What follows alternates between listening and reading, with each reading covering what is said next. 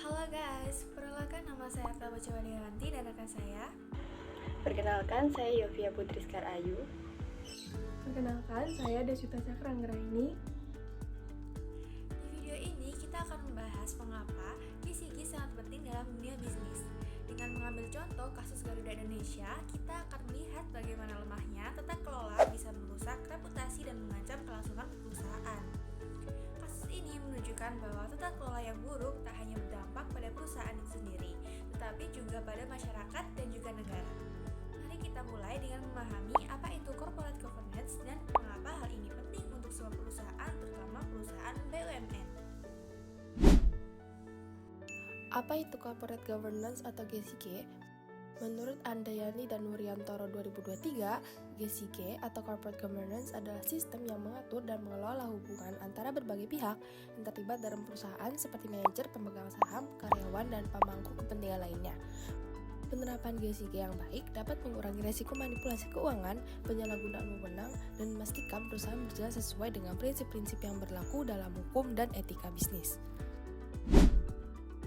Ada 5 prinsip utama dalam GCG yang sangat penting untuk diterapkan. Yang pertama, transparansi, di mana semua informasi yang relevan harus disampaikan dengan jelas kepada pihak-pihak yang berkepentingan. Lalu yang kedua ada akuntabilitas, di mana perusahaan ini harus dapat menjelaskan dan mempertanggungjawabkan setiap keputusan yang diambil. Ketiga, tanggung jawab, di mana manajemen perusahaan harus beroperasi dengan mematuhi peraturan dan etika bisnis. Keempat, independensi, yaitu keputusan yang diambil tidak boleh dipengaruhi oleh kepentingan pihak luar yang dapat merugikan perusahaan. Lalu yang kelima, keadilan, di mana semua pihak yang berkepentingan harus diperlakukan secara adil dan setara tanpa diskriminasi. Kelima prinsip ini bukan hanya sekedar teori saja.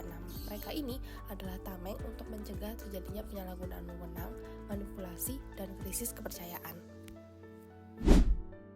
Studi kasus PT Garuda Indonesia. Pada tahun 2019, Garuda Indonesia terlibat dalam manipulasi laporan keuangan. Tindakan ini jelas melanggar prinsip transparansi dan akuntabilitas.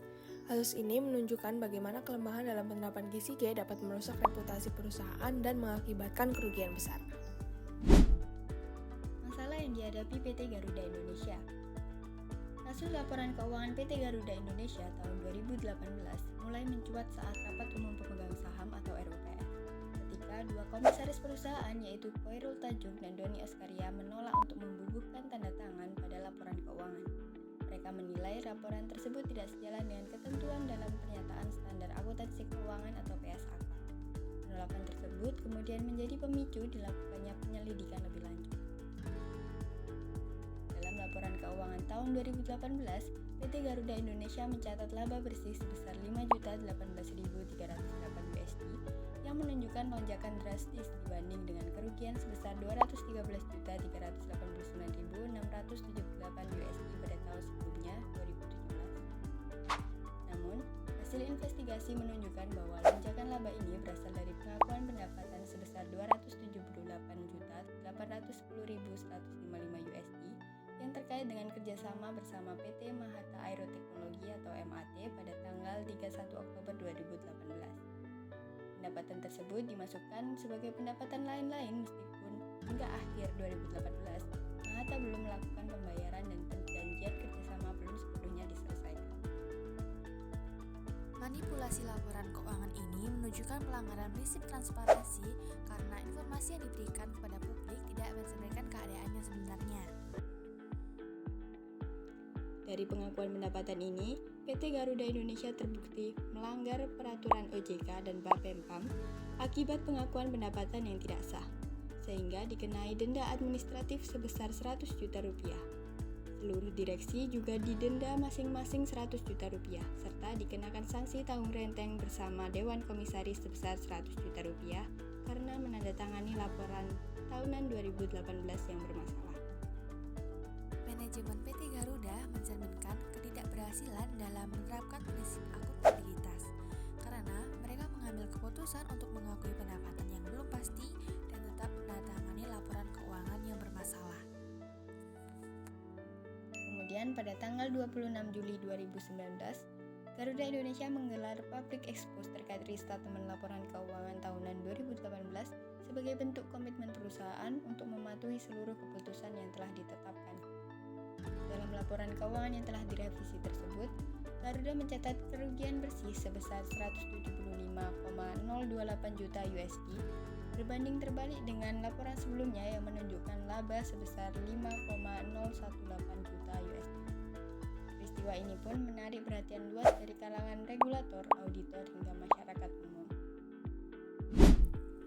Dampak yang terjadi akibat kasus manipulasi laporan keuangan PT Garuda Indonesia yaitu nilai saham PT Garuda Indonesia mengalami penurunan tajam pada perdagangan hari Jumat tanggal 28 Juni 2019. Harga saham perusahaan tersebut merosot hingga 7,58%. Berdasarkan data RTI, saham dengan kode emiten GIAA turun sebesar 30 poin.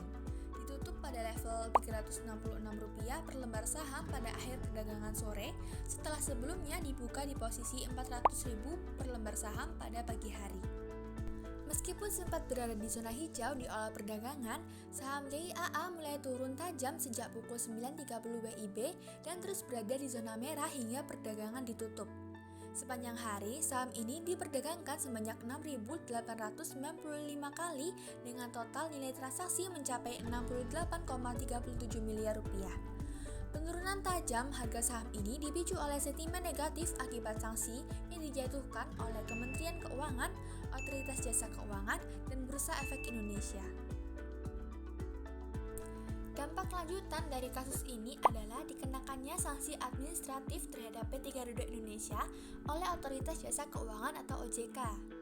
OJK menjatuhkan denda sebesar 100 juta rupiah kepada perusahaan, serta masing-masing anggota direksi juga dikenai denda sebesar 100 juta rupiah.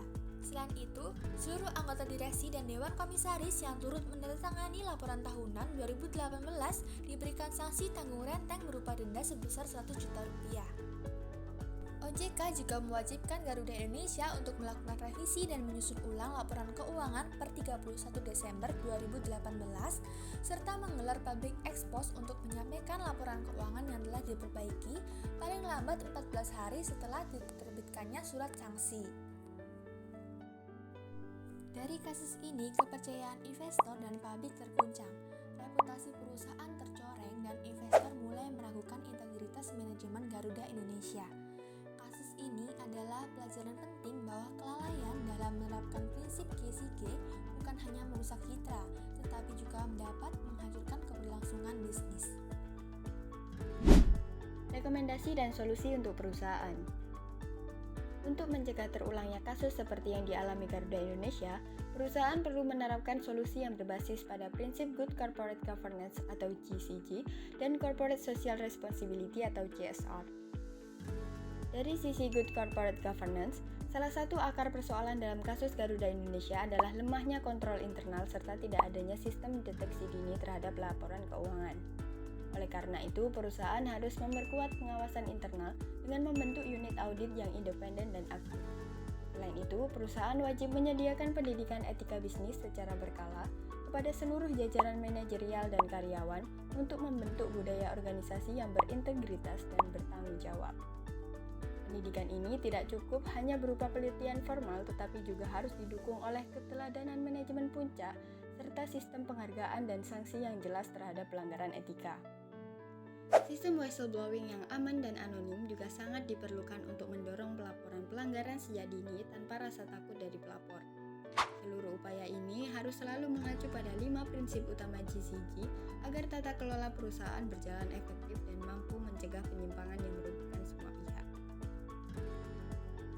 Dari sisi Corporate Social Responsibility, perusahaan penerbangan seperti Garuda Indonesia harus menjalankan tanggung jawab sosial yang berfokus pada keamanan, kenyamanan, dan kepercayaan pelanggan, serta kepatuhan terhadap regulasi pemerintah dan standar industri penerbangan. CSR bukan hanya soal kegiatan sosial semata, tetapi juga bagaimana perusahaan menjaga reputasi dan integritasnya dalam memberikan layanan publik yang aman dan transparan. Misalnya dengan aktif melakukan komunikasi terbuka kepada publik terkait kondisi keuangan dan operasional, serta mengambil tindakan nyata untuk memperbaiki kesalahan dan mencegah risiko di masa depan. Selain itu, Garuda juga perlu berkontribusi pada pengembangan sumber daya manusia di sektor penerbangan dan mendukung inisiatif keberlanjutan lingkungan yang berhubungan dengan operasi penerbangan, sehingga membangun kepercayaan jangka panjang dari masyarakat dan pemerintah sebagai pemangku kepentingan utama. Kasus Garuda Indonesia membuktikan bahwa lemahnya tata kelola dapat menghancurkan reputasi dan kepercayaan. Meskipun perusahaan akhirnya melakukan restatement laporan keuangan dan membayar denda, langkah korektif tersebut harus diikuti dengan pembenahan sistemik agar kejadian serupa tidak terulang kembali. Kasus Garuda Indonesia adalah pelajaran berharga tentang bagaimana kelalaian dalam menerapkan good corporate governance bisa menghancurkan prestasi bertahun-tahun hanya dalam sekejap. Di era persaingan global saat ini, perusahaan tidak hanya dinilai dari laba yang mereka hasilkan, tetapi juga dari integritas dan kepercayaan yang mereka bangun. Karena sesungguhnya, tanpa tata kelola yang baik, sebuah perusahaan hanyalah raksasa dengan kaki rapuh. Terima kasih telah menyimak. Sampai jumpa.